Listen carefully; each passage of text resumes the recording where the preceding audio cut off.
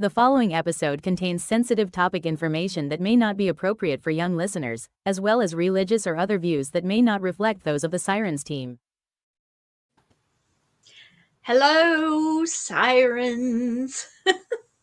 Hey, Lindsay. Hey, Ryan. Hi. Welcome to everybody out there in listener land. We're coming to you on, we're actually recording July 3rd, so this is July 4th Eve, and we felt a little patriotic, so we are bringing you some spooky tales of the Revolutionary War and the locations associated with it. So this has been fun to research, and we've got some visuals. You're going to want to see those. So you can make up your mind whether you believe that there are ghosts in the pictures or not. Or not. Or not. Some of them are pretty convincing. I mean, you know, it could be Photoshop too, but I'm not that great with Photoshop, so props, I guess. Yeah. But we've been to some of these locations that we're going to talk about, and so we'll guide you through that and let you know what we experienced when we were there. And in the meantime, we want to wish everybody a happy 4th of July. I hope you have a great Independence Day. Ryan, we hadn't heard from you. How are you doing? Oh, I'm doing great. Like I said, excited about the 4th of July. It's one of my favorite holidays, second only to Halloween, of course. I unfortunately will be working tomorrow, but hopefully it's a busy day. So, but like I said, I'll still be repping the red, white, and blue, and supporting the country, and pull together as Americans. That's the biggest thing. We're all one country, so no matter what you're doing, just celebrate our independence, because without that, we wouldn't even be here. So happy 4th of July and Independence Day to everybody, and hopefully stay safe. Shoot fireworks, eat you some steaks, eat some burgers, hot dogs, whatever. Just have some fun, but be safe doing it. Yes. Shout out to my other daughter, Courtney, who has to work in the emergency room tomorrow. I'm sure she'll see some fireworks mishaps, and so y'all stay safe out there, especially if you're going to fireworks or if you're shooting off fireworks. Just be careful. Those things can be dangerous for sure. They are pretty though. And if your last words are, "Hey, check this out," before you do something, you might not want to do it. Yeah. Or hey, watch this. Yeah. Famous you might want to think twice. Yeah. We're gonna have s'mores tomorrow. Lindsay and I, we're gonna be hanging out with my in-laws, and we're gonna roast hot dogs and do s'mores and all that good stuff. I don't know that we'll see. Maybe we'll see fireworks on TV. I don't think they shoot fireworks out over there anymore. But the dogs are all scared of fireworks too, and I feel so sorry for them. We usually take our dogs for a drive away from town and watch the fireworks, at a safe enough distance away that it doesn't scare them to death. But I don't know if cats are cats like that, Ryan? Are they scared? Yeah. They've been people around in my neighborhood who fired some off, and they've been doing the really loud ones. They almost sound like a shotgun or something going off. Yeah, we've got some cats and things outside, and whenever they go off, they're actually getting better, because before, when they would go off, they'd like run and they would fight you to get inside. Now they run to the door, and they stop and look like, are they going to do it again? Yeah. For a minute, and then they'll start to walk off, and then basically another one will go off, and then they come back over, because they was only doing it like one every 5 minutes. It wasn't like, I guess they were just practicing. I don't know what they're doing, but the cat would like run to the door, look, and then walk back over and like look again and stop and be like, okay. And then he'd be like chilling. Then all of a sudden go off again and he'd come back. So he wouldn't like actually want in the house. He just confused, like, what's going on? Yeah. I mean, it must be scary for him. Is Champ scared of him too, Lindsay? Yeah. Where's he? I have some calming treats that I'm going to give him tomorrow, hopefully to calm him down a little bit. But I mean, if we do come over, and I don't know if we will, because y'all's dogs, I mean, Molly, she's like a little old lady, and she doesn't need, he's got a big, he's not going to bother her. He's got a big personality, and she just doesn't need that stress, Brian, get this, they shoot off the town's fireworks. We could literally walk up the street because they go to the top of this hill where we live and shoot them off up there. And yeah, it's really loud. As a matter of fact, Lindsay was here one summer and we did walk up there in our pajamas and watch the fireworks. I remember some back in the mountains when I was before I moved down here to Tennessee on 4th of July or whenever they was doing the fireworks. You can drive around the ridge and there was certain locations where you can pull over and you can see 2 or 3 towns and you can actually just sit there in the middle of BFE and just sit there and watch fireworks. Yeah, that's cool. It was kind of cool, and it's not really that loud, but you because you're miles away, right? You still hear it, but it's not as loud as what you'd be if you was right there in person. But you can watch this towns, and then the next night you watch this town, and all you have to do is sit up there, and you're not even really around nobody. Yeah, kind of cool. Last year we drove up on the Blue Ridge Parkway, and there were a few places like that where you could see different, fireworks going off, and they weren't loud. And that was really nice because it was a nice evening. And so hopefully everybody will get to enjoy some fireworks somewhere, somehow, and fellowship and fun and unity, like Ryan said. That's what it's all about, celebrating our freedoms that we have. And with that little segue, we will go into some of these stories that we have got for our listeners tonight. And so the first story, and Lindsay, if you'll pull up the slide, on our slide here, we have a picture of Fort Mifflin. Now, I had not heard much about Fort Mifflin, but this fort that you see was originally constructed by the British now, in 1772 on Mud Island in the Delaware River. It's just 15 miles south of Philly and across the river from Fort Mercer at Red Bank, New Jersey.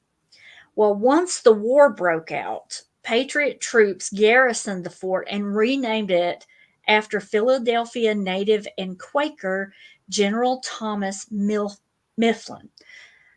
So one of the ghost stories that has survived to this day is about the Screaming Lady of Fort Mifflin.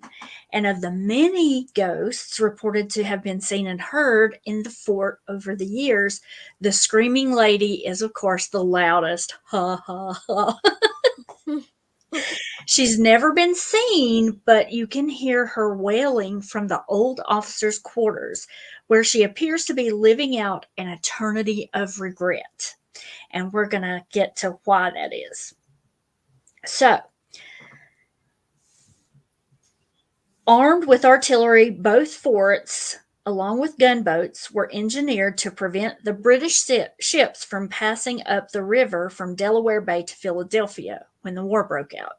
After Philadelphia fell to the British on September 26, 1777, the forts became a nuisance to British shipping because they prevented the British fleet from supplying the city with much needed supplies.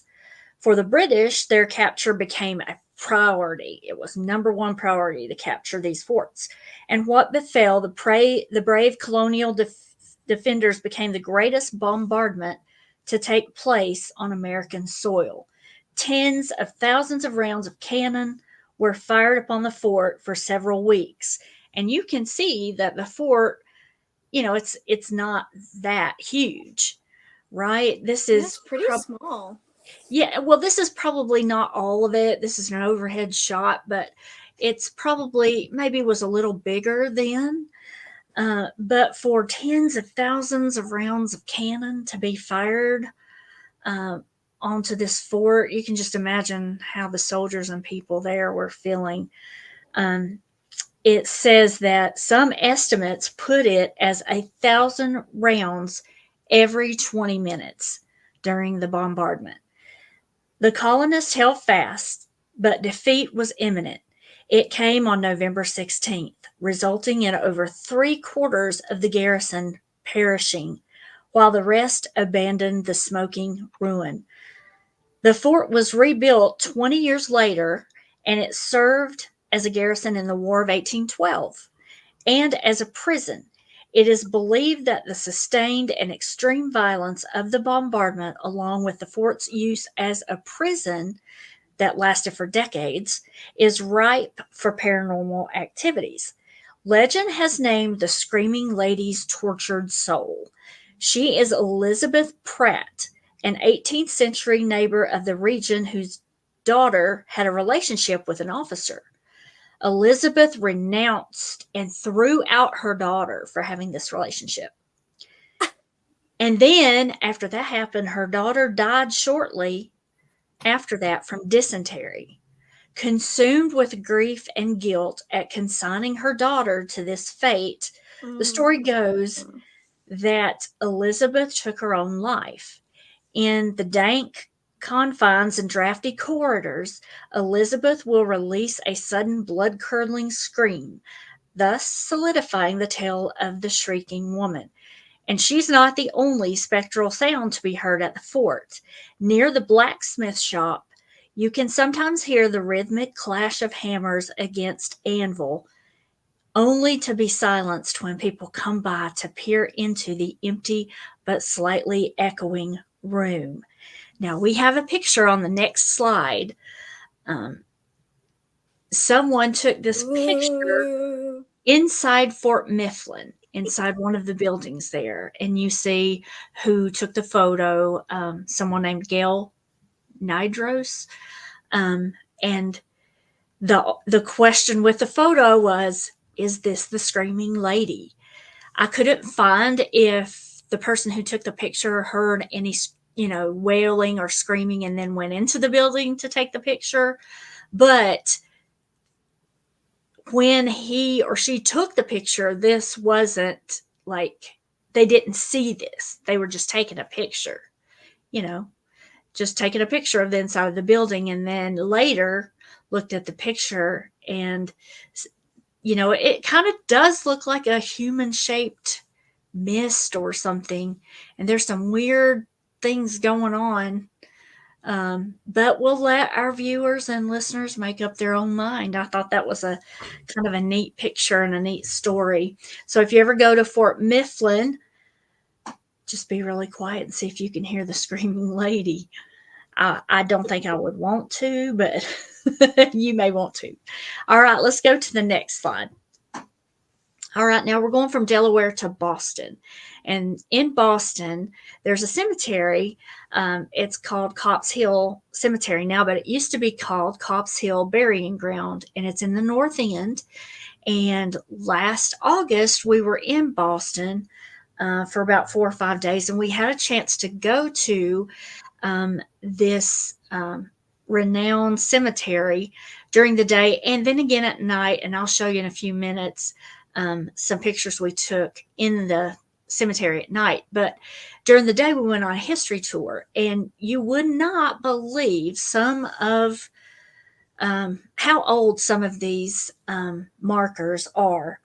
And now we're going to talk about the vexed souls of Copp's Hill.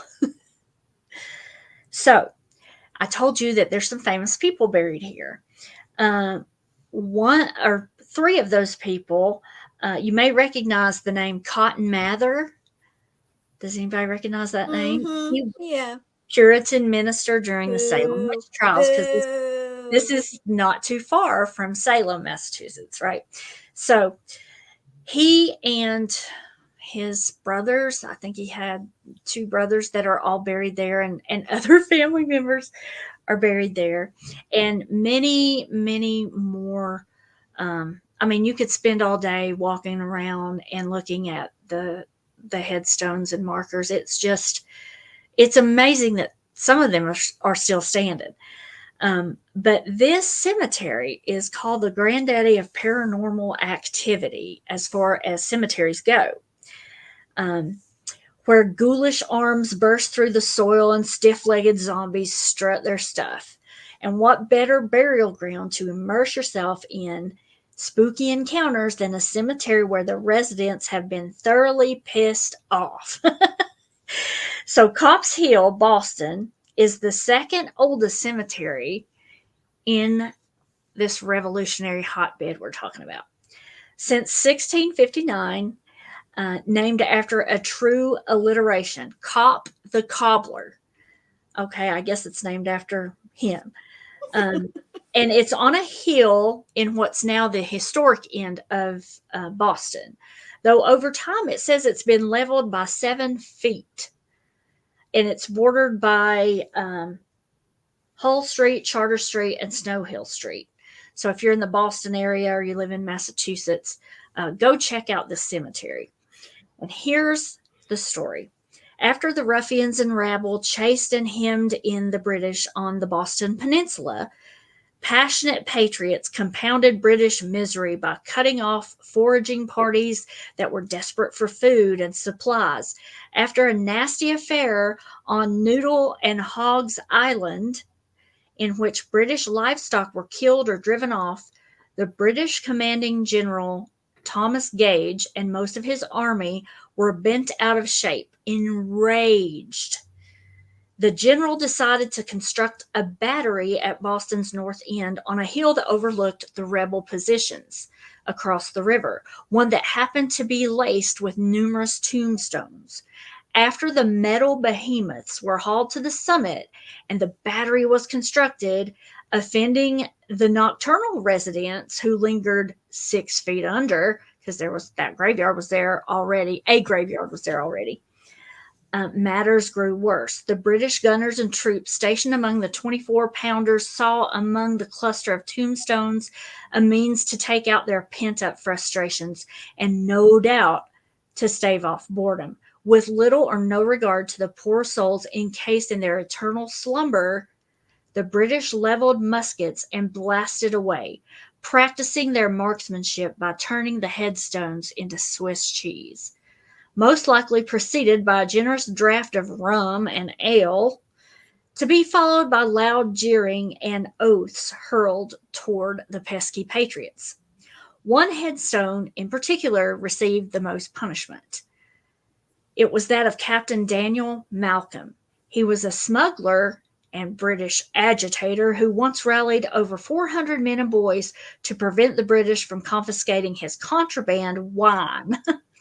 Illness overtook the industrious patriot smuggler in 1769, and he commented just before death that he wished to be buried 10 feet deep so he'd be safe from British bullets. But it seems the scarlet-clad British troops unleashed a barrage of lead in Malcolm's direction to remind the captain of his deathbed wish. After, hold on. I had that in there twice. Hold on. Today, okay, so in the pictures, you see on the right is today, and then you see how it looked. Gosh, I'm not sure what year that picture was taken. Very early on. Copp's Hill Cemetery is rife with paranormal activity, like we said. No doubt the restless souls still steaming after their rude treatment. So much so that some Bostonians refuse to even venture near it. Everything from strange lights and muffled cries in the night, painful groans, to shadow figures have been seen lurking among the ancient tombstones that still display chipped stone from British lead. And you can see that as you're walking through, especially in the daytime, and you're looking at the tombstones. Troubled souls driven by the indignation of their peppered gravestones and their legacy scarred and scattered to the wind, enough to stiffen their resolve to seek revenge. And that's what you'll hear when you go on the ghost tour too. A haunting vengeance that continues to this day. And that's understandable, because what's 250 years when you have all eternity to take out your anger? So, Lindsay, go to the next slide. When we were in Boston, we went on a ghost tour, and one of the stops was Copp's Hill. And so I took some pictures. I was just taking random pictures to see if I could capture anything, you know. And it was a lot different at night. The vibe is different, but it's not like the cemetery is out in the middle of nowhere. It's surrounded by a busy city, so you don't feel like you're isolated or anything really. But it is a little spookier at night, and the guide of the ghost tour was telling, not only historic stories, but stories of people who had come on the ghost tour previously and had seen things or captured things with their camera and heard things. So, all of that combined together, it's a pretty spooky experience, especially when you realize that some of these graves are just so old. It's one of the oldest cemeteries of its kind in the country. So I thought that was pretty cool to get to see it in the day and at night. We didn't see any ghosts or hear anything. I really wanted to. I kept like hanging back from the group, trying to, trying to see something. But it's the streets, like it's in the middle of the streets, and on all sides there's houses and shops and lights, of course. So it never gets really, really dark in there. So let's go to the next slide. Now we're going to talk about, we're going to go to Virginia. We're going to, we've left Delaware, we've left Boston. We're going to go to Williamsburg. And if you've never been to Williamsburg, try to go. It's amazing. It's just amazing to see day or night. It really is like stepping back in time to that colonial time period. And we had a chance to go there as well. And we did take the ghost tour there. And that ghost tour was pretty spooky, I have to say, because it does get dark there at night. And when you're on some of the back streets where there's not maybe too many houses, and the guide is telling, spooky stories of things that have happened in these houses. And yeah, it's pretty, it can give you the creeps. So beautiful as it is, it's very old, and a lot of, most of the buildings there were actually there in colonial times, and they're not too, they haven't been changed very much at all. So let's go to the next slide and we'll talk about some ghost stories from Williamsburg. And if you see the photo on the left, we're going to talk about that house. That is the Peyton Randall house. And it is open during the day for tours, and we were able to go in during the day. And there's so many stories on YouTube. If you look up like ghost tours in Williamsburg or ghost in Williamsburg, you can hear stories from people who work there, people who, haven't worked there, but they've just visited or whatever. And a lot of them involve this particular house. So in the photo on the left in Williamsburg, and you see this was about 5 years ago, and someone took that photo in May when he and his wife visited. I'm not sure, it doesn't say that they were on the ghost tour, but they may have just been walking around at night, because you can do that. And so he says the house was empty at night and only open during the day for tours. And then he's the one that said on YouTube, you can hear stories from security guards, police officers, firefighters, and more. And he says, look at the left side, bottom middle window.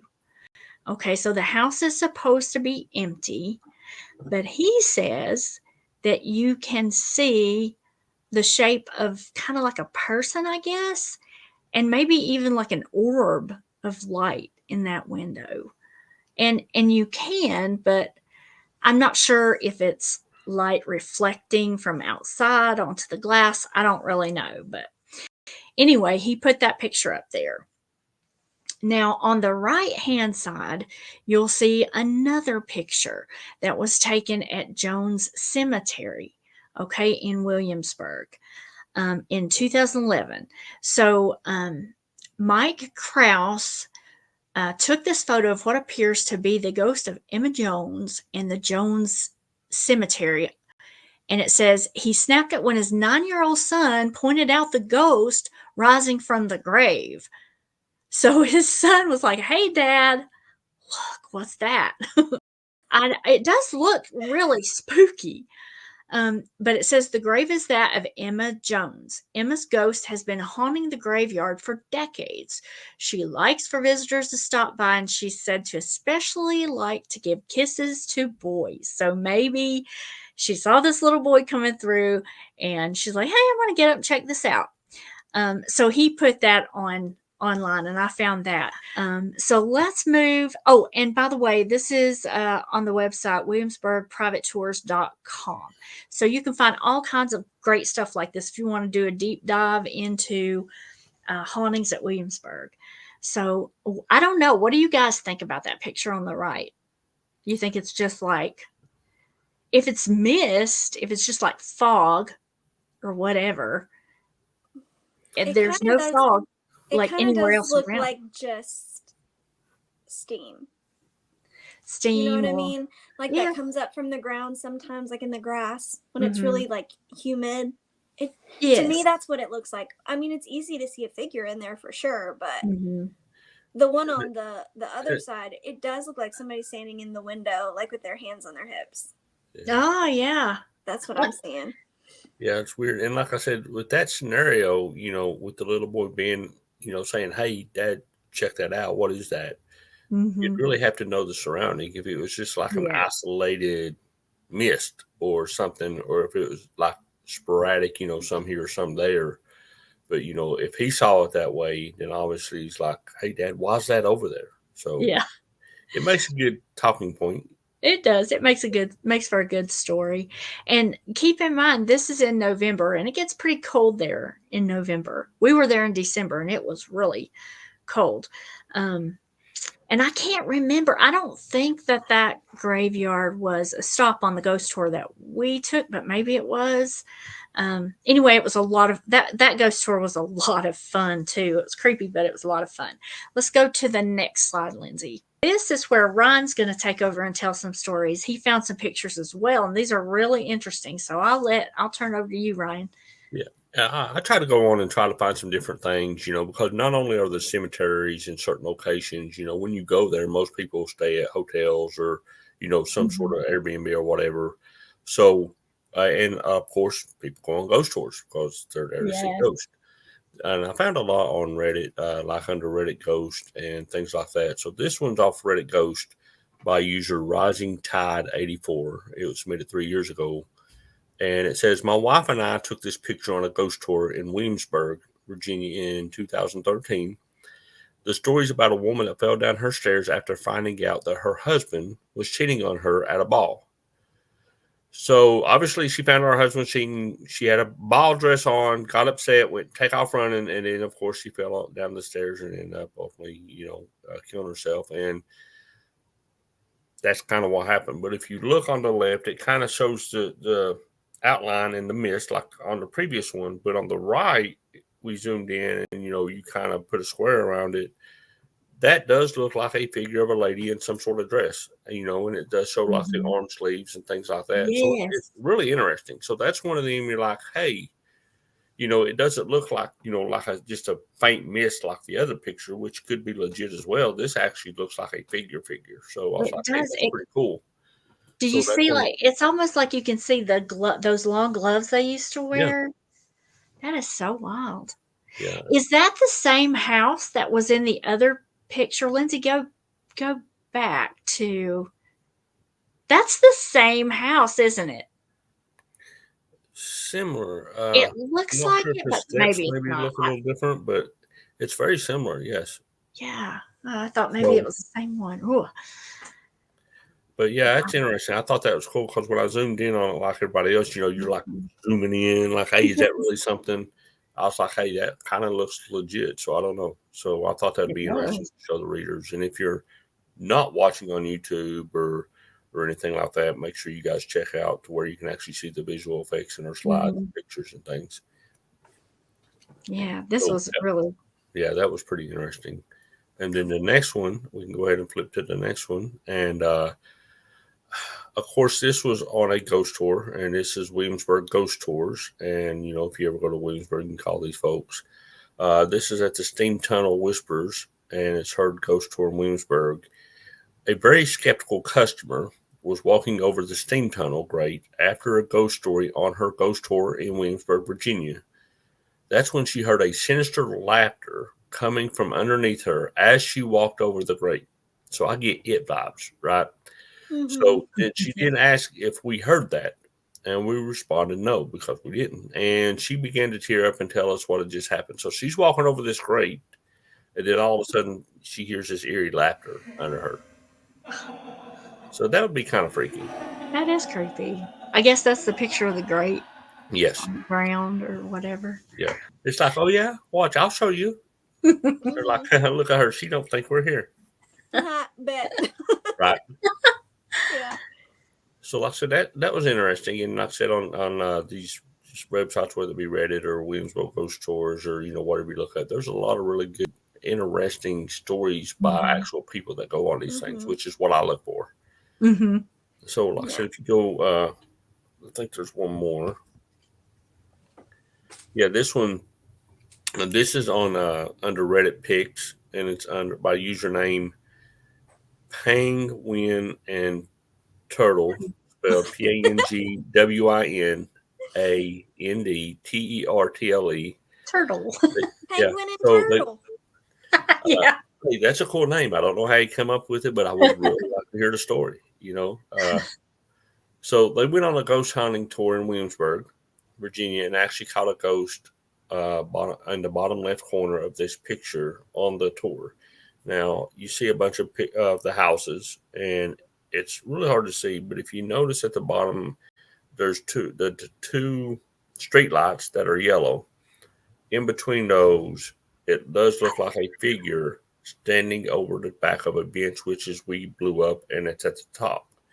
So I've read some stuff, and I actually blew everything up. There are some fences, white picket fences, between some of the other houses on down the street. So whether this is part of that, even though the top of the fence or the fence caps doesn't look the same, this really does look like a person kind of standing behind it. So this is one of them like, hey, is it or isn't it? This is one, hey, make up your mind. What do you think this is?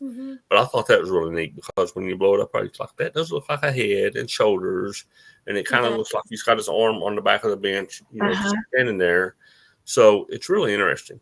So like, how they wore like old, not nightgowns, but like night clothes and these long. Yeah, that's exactly what it looks like. And it's not dark in this picture either. It looks like the sun is setting, but it's not dark. So this is pretty wild. I had not seen this one either. Yeah, and I've actually got a couple of stories, which I think is really good. I found the first one on Reddit under Reddit Ghost Stories, and this one is by user AJ Loves You, which is AJLUVSYOU. And this is somebody that's just like us. The reason I picked this is this could be us, right? Because this is somebody that's just like, hey, I go here all the time. I've never seen anything. So I'll read it the best I can. It says, does anyone have any ghost stories or encounters in Williamsburg, Virginia? Mainly from the Fort Magruder Hotel. I stayed there a total of 4 times this year. I knew from the start the hotel had a rep for ghost sightings and being haunted.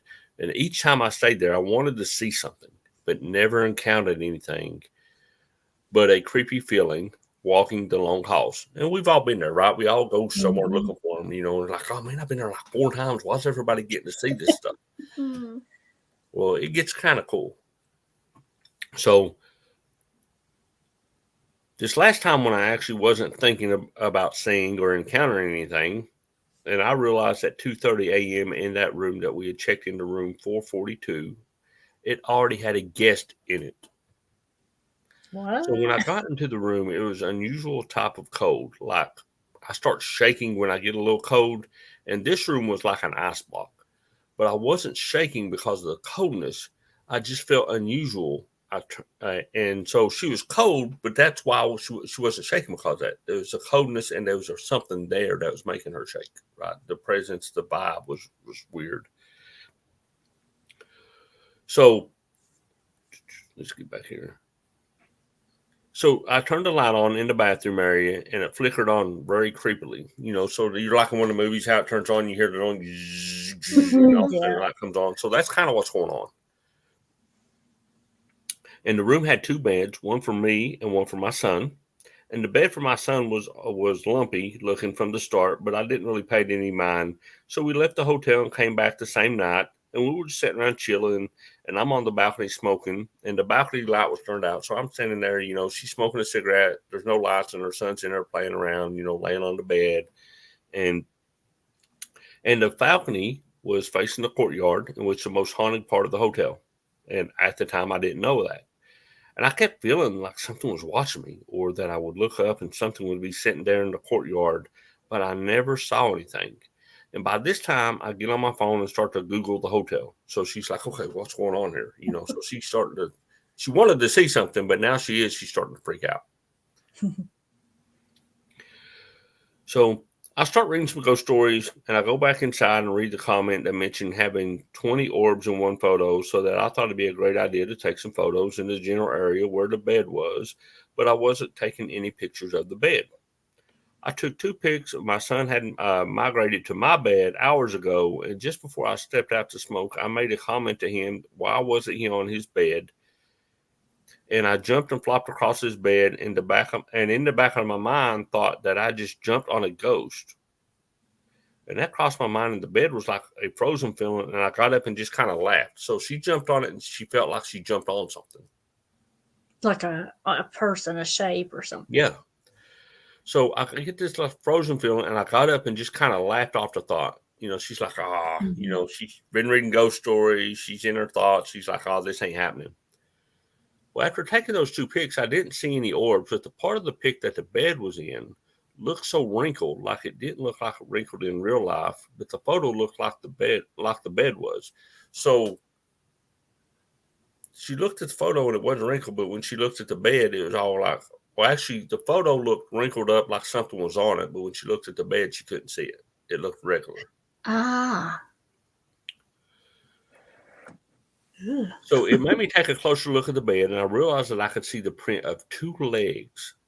One that had a bed, it sort of looked like the sheets were moving as if someone was laying there relaxing and flexing their legs. So it looks like there's 2 legs in the bed, and one's a little shorter than the other. So basically, they're just kind of moving their legs back and forth under the covers. Yeah. And her son is on the bed beside of it. So it's not him. Right. So I looked up the bed more and realized that there was a print of a head laying on the pillow. Nuh-uh. So I gasped, oh my God. And before I knew it, I started over thinking, no way. My eyes got to be deceiving me. The lights were off and the TV was on, but I could clearly see the weight of a person's body laying in that bed. I didn't know what to do. It was in the middle of the night, and I didn't want to freak my child out. So I laid there for about 30 minutes, more texting my friend and telling him what I thought was really what I was seeing. And if he, of course, didn't really believe me and thought I was just telling spooky stories. So she's telling her friends, trying to say, hey, oh my God, I see a ghost or something going on. And they're like, shut up, you're playing, And so I laid there for about 30 minutes more, like I said, texting her friends. And I was just telling spooky stories as he thought. And so as I texted, I looked over to my left just to see if I saw anything because it looked like I could see movement on the bed. So it started moving again. So when I looked over the last time, the sheet on the edge of the bed was completely up, and the middle of the bed near the same side was sunken in. And I felt like whatever it was showing me its teeth, like there was no denying what I saw was totally different than I was seeing before. It looked like it had just set itself up and was facing me. So basically now the bed sheets and everything just like sitting straight up in the bed. And I saw that, I immediately grabbed my purse and I hit the door. And then I yelled for my son to come out of the room. She left him. Yeah, she's like, I'm out. And she goes, oh, hey, come on out here. There's a ghost in the room. So, yeah, she's like totally freaking out. She leaves her kids in the room. Then she takes off. So she gets to the door, starts unlocking, and remember she has her kids. So she yells for her kid to come out. So I yelled for my son to come out of the room, that we were going to try to get another room. And I went downstairs to let the front desk lady and the security guard know. And to my surprise, they were not surprised. But oddly enough, on this particular night, there happened to be a crew of amateur ghost hunters there. No. That it was out in the courtyard just before I came downstairs. So they came in when I was about to try to switch rooms, and they offered to come up with me to get my things and move rooms and to check out what I just saw. So they're like, hey, there's something going on here. Let's go check it out. Yeah. So when we got up to the room, whatever it was still laying in the bed and was still laying there when we got back. So they asked me what happened, and I tell them everything from start to finish. And when I get done, I ask them, do y'all think I'm crazy? They both looked at me. And told me, as you were talking, a handprint formed on the bed. So when she was telling them this, they was looking at the bed, and there was like a handprint that laid down on the bed that they saw. So I went over and looked, and you can see that something that wasn't actually there was putting pressure down on the pillow, in the middle of the pillow. It looked like a fist pressed down in the pillow, and it honestly reminded me of the movie Hollow Man. Like I could see the impression of a body and the movement on the bed of a body, but there was nothing there. And they saw it too. Yeah, so I thought that was kind of really interesting, because when we go, I wish I would see something, and then when you see something, you're like freaking out, going to tell everybody. Oh man, that would creep me out. I'm not gonna lie. I mean, I don't know if I would have forgot my kid, but okay. But here's the thing too: if I'm that ghost and I'm just trying to chill in bed, and then she's running in and out of the room, bringing all these other people in, I'm probably going to punch a pillowcase too. I'm probably going to start punching the pillow like, I'm just trying to sleep down. I'm just trying to rest. I ain't even bothering y'all. I'm trying to rest. I'll be mad as hell. Oh, that was a good one. And another real quick one was there's a path of death on Williamsburg ghost tours in Williamsburg. So this is part of the ghost tour. There was a guest walking out of the path of death on a ghost tour in Williamsburg, Virginia in August 2014. As the tour was exiting, she knew she was not the last person out of the dark pathways because she felt a hand touch her shoulder. Naturally, she thought it was one of her friends walking behind her trying to scare her, so she laughed. And as she exited the path and turned right to join the others, she looked ahead and saw her friends. So she freaked out. She goes, wait, everybody's up there. And then she looked back at the pathway only to see that she was the last person out and that there had been nobody else behind her. So she screamed and she ran to her friends to the group and tell what happened. So she felt a hand. Yes. Oh. So you know a little bit about that. So she's just walking along and she's thinking, forgetting where she's at, and she feels something on her shoulder and she's like, oh, somebody's playing, huh? And then when they get to turn, she kind of looks back and she's like, wait, there's nobody there. And that's on Williamsburg Ghost Tours. You can read a lot of these stories on there. They're really interesting. I thought those were a couple that were fun. So when you go there, check out the cemeteries. There's some local hotels and places. Do some of the ghost tours because obviously they're getting a lot of activity. Yeah. So it sounds like a really good place to go. So that's kind of what I got. I thought it was pretty interesting. The story, was pretty funny. It seemed like that was a normal person writing that. Yeah. Because they forgot their kid and everything. I mean, if it wasn't a real situation, they wouldn't be saying, yeah, I run off. And I was like, oh, hey, come here. Yeah. Yeah, and like Ryan said, go on these ghost tours because a lot of times you learn as much history as you do anything. They're really great about sharing the history of these places, the houses that you go to, and the different locations. You learn about as much on a ghost tour about the history of a location as you do on an actual history tour. So, and it's really neat. We always try to, when we go out of town, we always try to go on a ghost tour, at least one, and go on the food tours too, because those are great. Those are awesome. All right. So you see on this slide that we have Mount Vernon. We've got the father of our country, George Washington, and his home, Mount Vernon, that sits overlooking the Potomac River. It's in a beautiful location there. And this you can find on fxva.com. all about Mount Vernon and a lot about George Washington and the history of the Revolution and all. So we're just going to go straight into the ghost stories, okay, for this one. But go to the next slide, Linz. There's another picture of it in the daytime. It's just beautiful, beautiful house. Okay, and so it's been there since 1734, and George Washington actually inherited it in 1761. And so expansions were made to the original house 3 different times, in 1758, 1774, and in 1776. So 2 of those expansions were added under George Washington's ownership. The square footage of this house, I want y'all to listen to this, 11,028 square feet, 21 rooms, and it's 2.5 stories. It's just a beautiful, beautiful home, and they've preserved it pretty much the way it was when George and Martha lived there. So during a typical day at work, because, you know, the house is like any other historic house, it has a staff that's there, you know, and helps keep the house clean and guide people through, because they do tour guides, you know, tours during the day and all. It says in the 1980s, while stationed in the central passage of the house, something caught an interpreter's eye. She saw the figure of an unidentified woman dressed in 18th century clothing on the stairs. The figure was carrying a large punch bowl filled with a flower arrangement, but it disappeared upon reaching the bottom step of the staircase. So she saw it in such detail that it was, you know, plain that it was carrying, this figure was carrying a punch bowl. And we'll go to the next slide, and I think there's a picture. Yes. So see the central passage there on the right?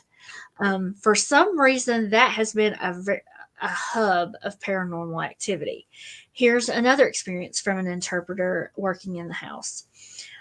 It says she was standing in the central passage there, and she felt something brush past her coming out of the little parlor. Looking down, all she could see were the feet and the bottom of the skirts of a young girl in an 18th century dress running across the passage. And she saw it and heard it. So you see that picture there of the passage. Here's another story. In the same area of the home, on a particularly crowded day in the summer in the 1980s, an interpreter thought she heard someone in the room behind her. Thinking that a visitor had gotten into the area by going under the rope barriers, she entered the little parlor to shoo them out. Much to her surprise, she found an older gentleman sporting a large mustache and dressed in late 19th or early 20th century clothing, with his sleeves rolled up and secured with garters. When he saw that he had her attention, he shouted, "What the hell is going on here?" A reference to the noise a school group was making at the time. So a school group was touring the house. Okay, I guess it disturbed this guy. He didn't like it. The interpreter told the man she was trying to quiet them down, and then in front of her eyes, the man disappeared. Later, she saw a portrait of the same gentleman in question and realized it was Colonel Harrison Howell Dodge, Mount Vernon's director for about 50 years until his death in the late 30s. So let's go to the next picture, because I think we have a picture of him. There he is. So you see Superintendent Harrison H. Dodge posing here with the cornerstone of the mansion. And so I guess they disturbed him and he didn't like it. And so he told her about it. So here's another weird one. This is a creepy one. One night, sometime in the 2010s, a couple of security officers were driving around Mount Vernon grounds very late at night. They were making their rounds, you know, making sure everything was okay. All of a sudden, they saw a little girl on the path ahead of them. So they stopped suddenly. And when they stopped, she went from being on the path ahead of them to right beside them. And it says quickly spun around and drove away as fast as they could. Okay, and there's tons of stories like this. I just picked a few. But one of the weirdest things that I came across is called the Mount Vernon Monster. All right, now this was even in the news. So here's the story. Residents of the neighborhood surrounding Mount Vernon endured months of nocturnal terror in 1979. That's an actual headline from a newspaper. Police helicopters hovered with searchlights, patrol officers on foot crouched in the woods, their radios at the ready. A long May night passed quietly. They're out there looking for something. But the Mount Vernon monster was nowhere to be found. This night, and the mystery that prevailed for the better part of 1979, was covered in the May 12, 1979 article in the Washington Post. This is what the article said. For the last 9 months, nocturnal screaming has come from a patch of woods about 1 mile from the historic home of George Washington. Now, theories abounded as to what this noise was. What was the source of this screaming, right? The Post described it as an eerie, muted wail, like someone being strangled in the shower. Residents offered differing explanations. So some of the people that lived around there said it sounded like a wild boar or really loud frogs. It sounded like some guy was blowing in a wine bottle. It could have been a hoot owl, a broken microphone on a CB, a parrot, a mouse with an amplifier, a strangled dog, or one resident said it could have been the ghost of George Washington or the ghost of his pigs. But one resident came forward and described seeing a creature in her backyard, 6 feet tall and walking upright. Some neighborhood children captured audio of the wailing noise with a portable cassette recorder in the middle of the night.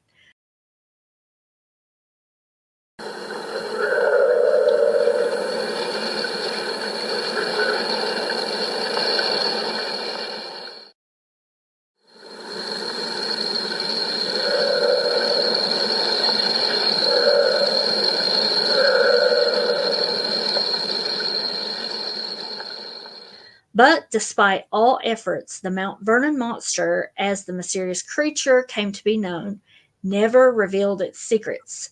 The brouhaha didn't escape the notice of the Mount Vernon Ladies Association, which noted in its internal 1979 council minutes, and this is what they noted, reports on an alleged Mount Vernon monster have appeared in the Washington area newspapers and circulated around the country by the Associated Press.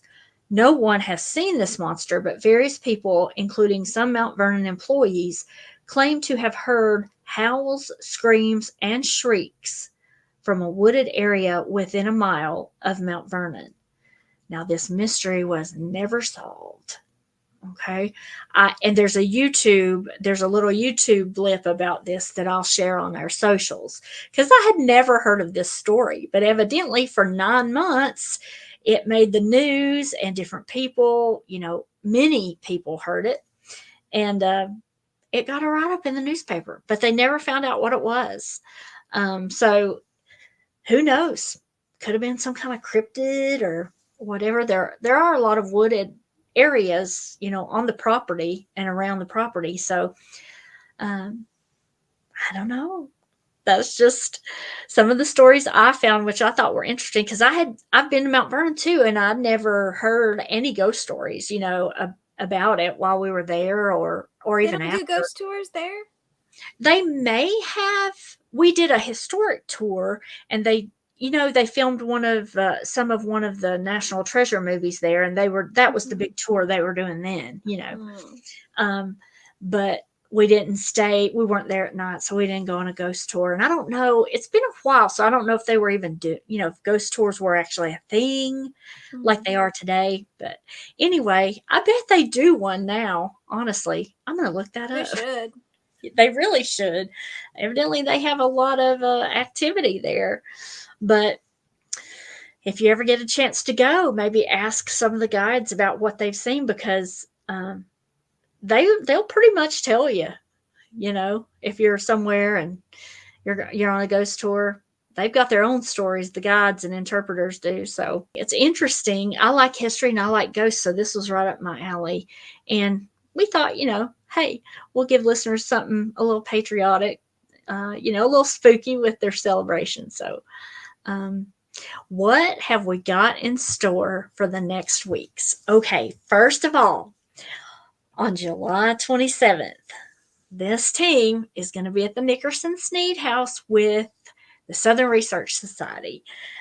We're going to be doing all kinds of neat stuff that evening, and we're going to stay overnight in the house. And both of the rooms, Lindsay and I'll be staying in one, and Ryan, you and Lisa in another, and they've both had paranormal activity in them. So I'm kind of, I don't know. I'm a little bit nervous, but a little bit not. I mean, I think I'm excited more about, the events that they're having. So their team is going to be there. They're paranormal investigators, and they're going to do like all kinds of neat stuff. They're going to have their equipment, and I think that we're going to do a seance and all kinds of stuff. So what, right? Yeah. It's going to be interesting. It's going to be fun. I'm excited and nervous and cautious at the same time because, like I said, this is pretty big, and it's exciting for both our team and, the Research Society. So I'm excited to do it. The rooms we're staying in, like both of them are like super haunted. And, I'm glad I don't have any kids to leave in a room and take off running. It happens. But I'm excited. I look forward to it. It took a while to get this together, but I'm glad we was able to make it happen on such short notice. So yeah, me too. So for you listeners and readers and viewers out there, this should be something you don't want to miss. And plus, we have a few more episodes coming up you'll be excited about. Right, and while we're there at the Nickerson Sneed House, we'll be taking lots of little video clips. We want you to feel like you're part of it, listeners. So we'll be posting those, while we're there and then afterwards. And they have agreed to come back on the show and do a recap of the weekend because we'll be there on Saturday, but they're also doing the same thing on Friday night.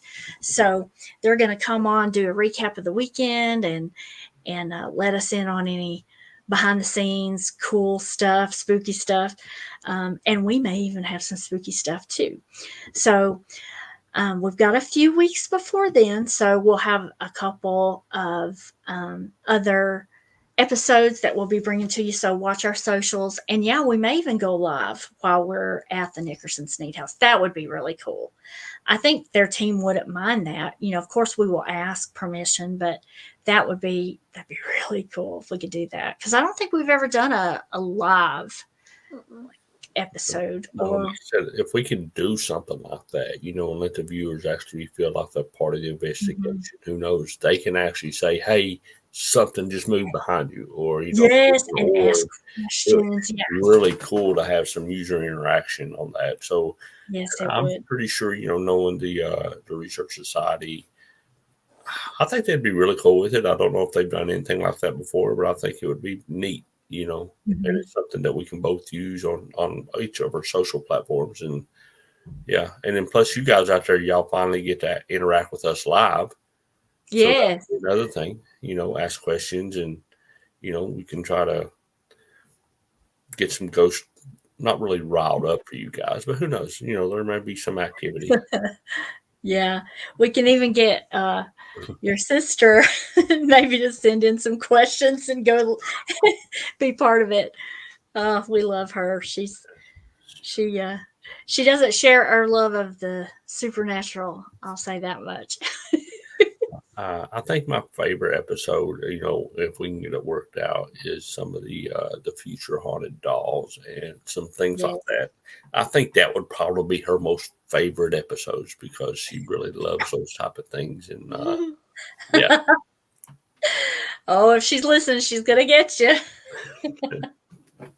Well, on that note, we hope everybody once again has a great 4th of July. Spend time making memories with your families and friends, and peace, love, and joy.